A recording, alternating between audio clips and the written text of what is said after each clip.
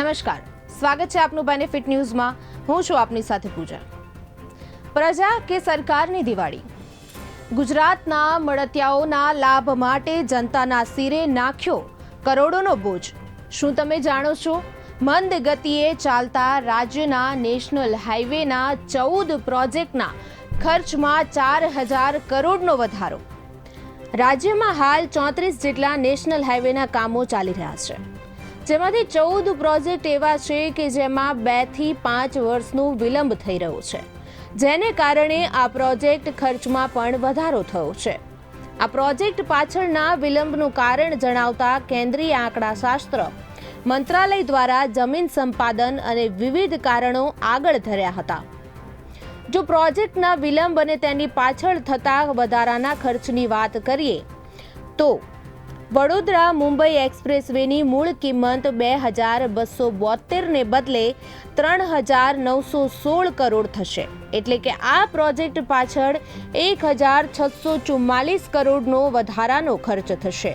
Ahmedabad Bhavnagar expressway 651 કરોડનો વધારો થશે. શામળાજી મોટા ચિલોડા 6 લેન મૂળ કિંમત 1,251, જેમાં 277 કરોડનો વધારો થશે.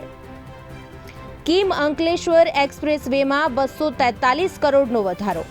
ગણદેવી એના સેક્શન વડોદરા મૂળ કિંમત 1,710, જેમાં 217 કરોડનો વધારો. વેજળકા ધોલેરાસર મૂળ કિંમત 692, જેમાં 212 કરોડનો વધારો થશે. સાંચોર સાંતલપુર 1 મૂળ કિંમત 607, જેમાં 50 કરોડનો વધારો થશે.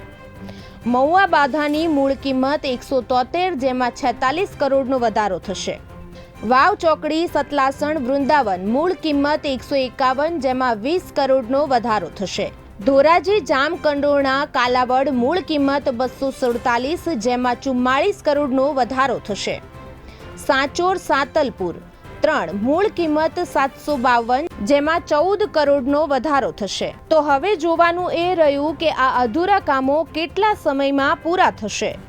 જો હજુ પણ વધારે સમય લાગશે તો આ ખર્ચનો આંકડો હજુ પણ વધી શકે તેમ છે.